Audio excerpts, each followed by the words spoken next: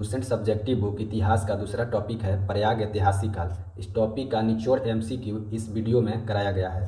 पहला प्रश्न बताइएगा, इतिहास का विभाजन किन तीन भागों में किया गया है। इतिहास का विभाजन किन तीन भागों में किया गया है। तो इसका सही उत्तर हो जाएगा ए, प्रयाग ऐतिहासिक, अर्ध ऐतिहासिक और इतिहास, यानी तीन भाग में किया गया है। आप इस बुक में भी देख सकते हैं, इतिहास का विभाजन प्रयाग ऐतिहासिक, अर्ध इतिहास और इतिहास तीन भागों में किया गया है। दूसरा प्रश्न है, जिस काल में लिखित प्रमाण उपलब्ध नहीं होते उसे क्या कहते हैं। जिस काल में लिखित प्रमाण उपलब्ध नहीं होते उस काल को क्या कहा जाता है। तो इसका सही उत्तर हो जाएगा, उसे प्राग ऐतिहासिक काल कहा जाता है। अब देख सकते हैं इसमें, जिस काल में मनुष्यों ने घटनाओं का कोई लिखित विवरण उद्धृत नहीं किया उसे प्राग ऐतिहासिक काल कहते हैं। अगला प्रश्न है, अर्ध ऐतिहासिक काल की विशेषता क्या है। अर्ध ऐतिहासिक काल की विशेषता बताइए क्या है। तो सही उत्तर हो जाएगा, अर्ध ऐतिहासिक काल लेख उपलब्ध हैं पर पढ़े नहीं जा सके। यहाँ आप देख सकते हैं, अर्ध ऐतिहासिक काल उस काल को कहते हैं जिस काल में लेखन कला प्रचलन के बाद उपलब्ध लेख पढ़े नहीं जा सके, उसे कहा जाता है अर्ध ऐतिहासिक काल। अगला जो क्वेश्चन है, मानव विकास के किस काल को इतिहास कहा जाता है। मानव विकास के किस काल को इतिहास कहा जाता है। तो इसका सही उत्तर हो जाएगा, मानव विकास के उस काल को इतिहास कहा जाता है जिसका विवरण लिखित रूप से उपलब्ध है। जिसका विवरण लिखित रूप से उपलब्ध है उसे कहा जाता है मानव विकास का इतिहास काल। सही उत्तर आपका हो जाएगा, जब लिखित विवरण उपलब्ध है। अगला जो क्वेश्चन है, होमो सैपियंस का पृथ्वी पर आगमन लगभग कब हुआ। होमो सैपियंस का पृथ्वी पर आगमन लगभग कब हुआ। तो इसका सही उत्तर हो जाएगा 30 या 40,000 वर्ष पहले हुआ था। सही उत्तर होगा 30 से 40,000 वर्ष पहले। आप चाहते हैं लूसेंट सब्जेक्टिव बुक को इतिहास से लेकर बीबी तक मात्र 45 डे में कंप्लीट याद करना, तो इस सेल्फ स्टडी प्रो बैच के साथ जुड़ जाइए, जिसमें मात्र आपको 149 में 45 डी में लूसेंट कोर्स को कंप्लीट कराया जाएगा। 20,000 MCQ का रिवीजन इसमें कराया जाएगा। OMR पैटर्न पर आपको लाइव टेस्ट लिया जाएगा। डेली होमवर्क के अनुसार आपको रिवीजन कराया जाएगा, जिसमें डाउट ग्रुप भी रहेगा। पढ़ने के लिए 7 स्मार्ट स्टडी रूल्स आपको दिया जाएगा। साथ में क्वेश्चन का सोल्यूशन PDF आपको मिलेगा। तो अभी जाइए प्ले स्टोर से easy book studies application download कीजिए और सेल्फ स्टडी प्रो बैच के साथ जुड़ जाइए और मात्र 45 डे में लूसेंट को कंप्लीट करें। पूरा पाषाण काल की अवधि क्या मानी जाती है। पूरा पाषाण काल की अवधि बताइएगा क्या माना जाता है। तो पूरा पाषाण काल का अवधि है 20 लाख वर्ष पहले से 12,000 वर्ष पहले। सही उत्तर होगा 20 लाख वर्ष से 12,000 वर्ष पूर्व। अगला है, पूरा पाषाण काल को कितने भागों में विभाजित किया गया है। पूरा पाषाण काल को कितने भागों में विभाजित किया गया है। तो इसका सही उत्तर हो जाएगा 3 भागों में विभाजित किया गया है पूरा पाषाण काल को। देखिए यहाँ पर दिया गया है, इस काल को 3 भागों में विभाजित किया गया है, आरंभिक, मध्य, उत्तर पूरा पाषाण काल। सही उत्तर आपका हो जाएगा बी। अगला प्रश्न है, मानव इतिहास का लगभग 99% भाग किस काल में व्यतीत हुआ। मानव इतिहास का लगभग 99% भाग किस काल में व्यतीत हुआ। तो इसका सही उत्तर हो जाएगा 99% जो है पूरा पाषाण काल। सही उत्तर होगा पूरा पाषाण काल हो जाएगा। अगला क्वेश्चन का आंसर दीजिएगा, मध्य पाषाण काल की समय अवधि क्या थी। मध्य पाषाण काल की समय अवधि बताइए क्या है। तो मध्य पाषाण काल की समय अवधि है 12,000 से 10,000 वर्ष पूर्व। सही उत्तर हो जाएगा 12 से 10,000 वर्ष पहले। अगला प्रश्न है, मध्य पाषाण काल, मध्य पाषाण काल के औजार को क्या कहा जाता था। तो मध्य पाषाण काल के औजार को कहा जाता था माइक्रोलिथ। सही उत्तर होगा माइक्रोलिथ। राइट आंसर आपका बी हो जाएगा। अगला है, माइक्रोलिथ का अर्थ क्या है। तो माइक्रोलिथ का अर्थ है छोटे पत्थर के औजार। सही उत्तर देखिए यहाँ पर दिया गया है, छोटे, बहुत छोटे होते थे इसीलिए उसे छोटे पत्थर के औजार भी कहते हैं। अगला है, मानव बसावट की शुरुआत लगभग कब हुई। मानव बसावट की शुरुआत लगभग कब हुई। सही उत्तर होगा 12,000 वर्ष पूर्व। देखिए दिया गया है, बसने की प्रक्रिया 12,000 वर्ष पहले हुई। राइट आंसर होगा 12,000 वर्ष पहले। अगला है, नव पाषाण काल की शुरुआत कब मानी जाती है। नव पाषाण काल की शुरुआत कब मानी जाती है। तो नव पाषाण काल की शुरुआत 10,000 वर्ष पहले। सही उत्तर होगा 10,000 वर्ष पहले। मेहरगढ़ में बस्ती की शुरुआत कब हुई। मेहरगढ़ में बस्ती की शुरुआत कब हुई। तो सही उत्तर हो जाएगा मेहरगढ़ में बस्ती की शुरुआत 8,000 वर्ष पूर्व। सही उत्तर होगा 8,000 वर्ष पूर्व, इसका सही उत्तर होगा। देखिए दिया गया है, लगभग 8,000 वर्ष पहले यानी लघु पाषाण काल कहा जाता था। प्राय इन औजारों में हड्डियों व लकड़ियों के मुठे लगे हंसिया और आरी जैसे औजार मिलते हैं। उसी काल को कहा जाता है मेहरगढ़ में बस्ती की शुरुआत हुई थी। 8000 वर्ष पहले हो जाएगा। अगला प्रश्न है पूरा पाषाण काल में मानव की जीविका का मुख्य साधन क्या था? पूरा पाषाण काल में मानव की जीविका का मुख्य साधन क्या था? सही उत्तर हो जाएगा शिकार। यानी पूर्व पाषाण युग पूरा पाषाण काल के मानव की जीविका का मुख्य आधार क्या था? तो शिकार था। शिकार पूरा पाषाण काल में आदि मानव के मनोरंजन के साधन भी था। आग का आविष्कार किस काल में हुआ? अगला प्रश्न का आंसर दीजिएगा। आग का आविष्कार किस काल में हुआ? तो आग का आविष्कार जो है पूरा पाषाण काल में हुआ है। सही उत्तर होगा पूरा पाषाण काल। अगला प्रश्न पहिए का आविष्कार किस काल में हुआ? पहिए का आविष्कार बताइए किस काल में हुआ है? तो पहिए का आविष्कार हुआ है नवपाषाण काल में। कुरनूल गुफा से क्या अवशेष प्राप्त हुए हैं? कुरनूल गुफा से क्या अवशेष प्राप्त हुए हैं? तो कुरनूल गुफा से राख प्राप्त हुए हैं। सही उत्तर भी हो जाएगा राख। देखिए यहाँ पर दिया गया है पूरा पाषाणिक पूरा स्थल कुरनूल गुफा में राख के अवशेष मिले हैं। सही उत्तर आपका क्या हो जाएगा राख। अगला जो है स्थानीय निवास की प्रवृत्ति किस काल में विकसित हुई? स्थानीय निवास की प्रवृत्ति किस काल में विकसित हुई? तो इसका सही उत्तर होगा मनुष्य में स्थानीय निवास की प्रवृत्ति नवपाषाण काल में हुई, यानी नवपाषाण काल सही उत्तर हो जाएगा। मनुष्य द्वारा सबसे पहले किस पशु को पालतू बनाया गया? मनुष्य द्वारा सबसे पहले किस पशु को पालतू बनाया गया? तो देखिए उसने सबसे पहले कुत्ता को पालतू बनाया। सही उत्तर होगा कुत्ता। मनुष्य ने सर्वप्रथम किस धातु का प्रयोग किया? मनुष्य ने सर्वप्रथम किस धातु का प्रयोग किया है? तो मनुष्य ने सर्वप्रथम तांबा धातु का प्रयोग किया। सही उत्तर होगा तांबा धातु। तांबा से बनाए जाने वाला प्रथम औजार क्या था? तांबा से बनाए जाने वाला प्रथम औजार बताइए क्या था? देखिए प्रथम औजार कुल्हाड़ी था। सही उत्तर होगा कुल्हाड़ी। अतिरम पक्कम किसके लिए प्रसिद्ध है? अतिरम पक्कम बताइए किसके लिए प्रसिद्ध है? तो अतिरम पक्कम जो है यह प्रसिद्ध है किसके लिए? सही उत्तर हो जाएगा कुल्हाड़ी। राइट आंसर आपका बी हो जाएगा कुल्हाड़ी। देखिए जो प्रथम औजार कुल्हाड़ी था, प्राप्ति स्थल कौन था? तो अतिरम पंकम। तो राइट आंसर आपका बी हो जाएगा अंतिरम पंकम, कुल्हाड़ी के लिए प्रसिद्ध है।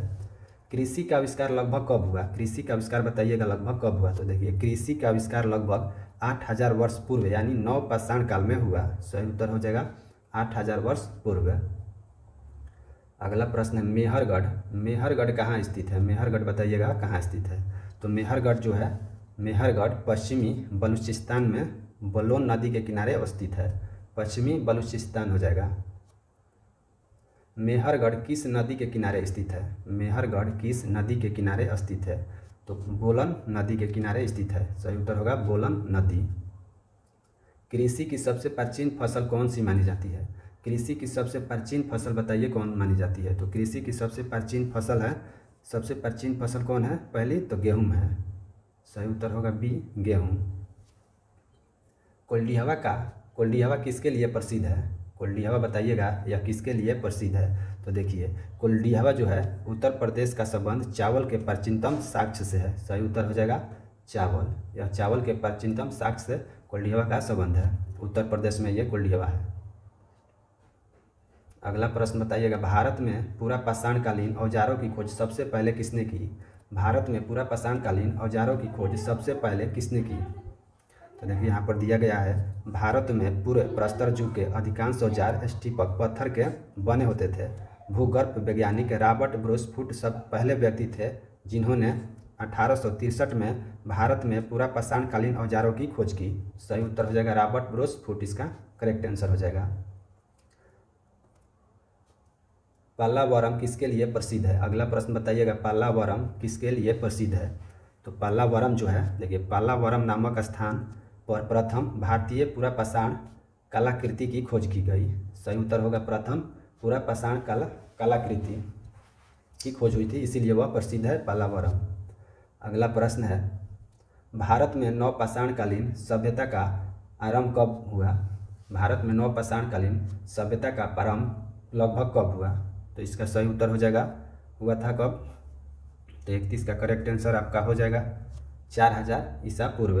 राइट आंसर हो जाएगा 4000 ईसा पूर्व नवपाषाणकालीन सभ्यता का प्रारंभ हुआ भारत में। अगला प्रश्न है भारत का सबसे प्राचीन नगर किसे माना जाता है? भारत का सबसे प्राचीन नगर बताइए। देखिए भारत का सबसे प्राचीन नगर मोहनजोदड़ो था। सही उत्तर हो जाएगा मोहनजोदड़ो। भारत का सबसे प्राचीन नगर पूछेगा कौन था, तो मोहनजोदड़ो। यहाँ पर है नहीं होगा, था होगा। सब ये जो है अभी पाकिस्तान में मोहनजोदड़ो है। अगला प्रश्न है, मोहनजोदड़ो का अर्थ क्या है? मोहनजोदड़ो का अर्थ बताइए क्या है? तो मोहनजोदड़ो का अर्थ है मृतकों का टीला। सही उत्तर बी हो जाएगा मृतकों का टीला। भारत में पाए जाने वाला एकमात्र मनावा कॉपी कौन सा है? भारत में पाए जाने वाला एकमात्र मनाव कॉपी कौन सा है? तो इसका सही उत्तर हो जाएगा असम का श्वेतभ्रू गिबन भारत में पाए जाने वाला एकमात्र मनाव कॉपी है। तो सही उत्तर हो जाएगा कौन आपका? श्वेतभ्रू गिबन होगा इसका सही उत्तर। इनाम गांव किस युग की बस्ती थी? अगला जो प्रश्न है 35 नंबर, इनाम गांव किस युग की बस्ती थी? तो इनाम गांव जो है, देखिए इनाम गांव ताम्रपाषाण युग या चालकोलिथिक युग की एक बड़ी बस्ती थी। इसका संबंध जोरवे संस्कृति से है। तो सही उत्तर आपका हो जाएगा ताम्रपाषाण युग। ताम्रपाषाण युग की बस्ती थी इनाम गांव। इनाम गांव का संबंध किस संस्कृति से है? तो देखिए यहाँ पर दिया गया है जोरवे संस्कृति से संबंध है इनाम गांव का। जोरवे इसका सही उत्तर हो जाएगा। भारत में जीवाश्म का प्रमुख प्रमाण कहाँ से मिलता है? भारत में जीवाश्म का प्रमुख प्रमाण कहाँ से मिलता है? देखिए भारत में शिवालिक की पहाड़ी से जीवाश्म का प्रमाण मिलता है। सही उत्तर हो जाएगा शिवालिक की पहाड़ी। भारत में शैल चित्रों की खोज सर्वप्रथम कब हुई? भारत में बताइएगा शैल चित्रों की खोज सर्वप्रथम कब हुई? तो इसका सही उत्तर होगा शैल चित्रों की खोज आर्कीबोल्ड कार्लाइल ने की थी। कब की थी? तो 1867 से 68। सही उत्तर हो जाएगा 1867 से 68 के बीच में भारत में शैल चित्रों की खोज हुई। शैल चित्रों की खोज किसने की थी? शैल चित्रों की खोज बताइएगा किसने की थी? आर्कीबोल्ड कार्लाइल ने की थी। सही उत्तर हो जाएगा आर्कीबोल्ड कार्लाइल। भीमबेटका गुफा किसके लिए प्रसिद्ध है? भीमबेटका गुफा बताइएगा यह किसके लिए प्रसिद्ध है? तो भीमबेटका गुफा जो है यह प्रसिद्ध है शैलचित्र के लिए। सही उत्तर होगा शैलचित्र। देखिए यहाँ पर दिया गया है भीमबेटका गुफा पूरा पाषाणकालीन आवासीय पुरा स्थल है। यह आदि मानव द्वारा बनाए गए शैलचित्रों और शैलाशयों के लिए प्रसिद्ध है। सही उत्तर आपका हो जाएगा शैलचित्र और शैलाशयों। अगला प्रश्न है, भीमबेटका किस राज्य में स्थित है? भीमबेटका किस राज्य में स्थित है? तो भीमबेटका जो है यह मध्य प्रदेश के रायन जिले में स्थित है। सही उत्तर हो जाएगा मध्य प्रदेश। अगला क्वेश्चन बताइएगा, भीमबेटका की खोज किसने की? भीमबेटका की खोज किसने की? तो इसका सही उत्तर हो जाएगा भीमबेटका की खोज किए हैं doctor Vishnu Shridhar Wakankar. Right answer C हो जाएगा डॉक्टर विष्णु श्रीधर वाकनकर। अगला जो प्रश्न है, भीमबेटका को यूनेस्को विश्व धरोहर स्थल कब घोषित किया गया? भीमबेटका को यूनेस्को विश्व धरोहर स्थल कब घोषित किया गया? सही उत्तर इसका हो जाएगा भीमबेटका को जो घोषित किया गया है 2003 में। राइट आंसर आपका हो जाएगा, देखिए जुलाई 2003 में यूनेस्को ने इसे विश्व धरोहर स्थल घोषित किया। अगला प्रश्न है, भारत में मानव का सबसे प्राचीन प्रमाण कहाँ से मिला है? भारत में मानव का सबसे प्राचीन प्रमाण कहाँ से मिला है? तो इसका सही उत्तर होगा भारत में मनुष्य संबंधी सबसे पहला प्रमाण नर्मदा घाटी से मिला है। सही उत्तर होगा नर्मदा घाटी। अगला जो क्वेश्चन है, भारत की जनसंख्या का प्रथम वैज्ञानिक प्रजातीय वर्गीकरण किसने किया? भारत की जनसंख्या का प्रथम वैज्ञानिक प्रजातीय वर्गीकरण किसने किया? तो देखिए दिया है भारतीय नागरिक सेवा के अधिकारी रिजले प्रथम व्यक्ति थे जिन्होंने प्रथम बार वैज्ञानिक आधार पर भारत की जनसंख्या का प्रजातीय विभेदीकरण किया। सही उत्तर हो जाएगा आपका इसका रिजले। हर्बर्ट रिजले जो हैं ये भारत की जनसंख्या का प्रथम वैज्ञानिक प्रजातीय वर्गीकरण किए थे। अगला जो क्वेश्चन बताइएगा 46 नंबर प्रश्न है, बुर्ज होम संस्कृति के बर्तन होते थे। बुर्ज होम संस्कृति के बर्तन का डिजाइन कैसा होता था? तो इसका सही उत्तर हो जाएगा ए काला और लाल। देखिए यहाँ पर दिया बुर्ज होम का दूसरा होगा, सॉरी इसका जो होगा बुर्ज का हो जाएगा धूसर। राइट आंसर आपका बी होगा। देखिए यहाँ पर दिया गया है बुर्ज का धूसर। मलवा का होता था काला और लाल, जोखे का लाल, दक्षिण नवपाषाण काल का चमकीला धूसर और पूर्वी नवपाषाण काल का भूरा लाल। देखिए पूर्वी नवपाषाण काल संस्कृति के बर्तन का डिजाइन होता था भूरा लाल। सही उत्तर हो जाएगा भूरा लाल। इस टॉपिक का कंप्लीट 47 क्वेश्चन करा दिया गया। अगला जो टॉपिक है लुसेंट सब्जेक्टिव बुक निकालिएगा इतिहास में, तो आपको 3 नंबर टॉपिक देखने को मिलेगा सिंधु सभ्यता। तो सिंधु सभ्यता का निचोड़ MCQ अगले वीडियो में आपको कराया जाएगा। इस टॉपिक को आप कंप्लीट पढ़ लीजिएगा सिंधु सभ्यता को। इससे जितने भी MCQ होंगे अगले वीडियो में करा दिया जाएगा। और इससे पहले 2 टॉपिक आपको करा दिया गया। प्रथम टॉपिक प्राचीन भारतीय इतिहास के स्रोत, दूसरा प्रयाग ऐतिहासिक काल। ये वीडियो नहीं देखे हैं तो देख लीजिए, और चैनल पर नए हैं तो चैनल को सब्सक्राइब कर लीजिए। वीडियो को लाइक करिए और एक कमेंट में आंसर दीजिएगा जो क्वेश्चन हम पूछ रहे हैं। तिथि निर्धारण कार्बन 14 की खोज किस वैज्ञानिक ने की थी? तिथि निर्धारण कार्बन 14 की खोज अमेरिका के प्रसिद्ध किस वैज्ञानिक ने किया था? चलिए नेक्स्ट वीडियो में मिलते हैं सिंधु सभ्यता के साथ।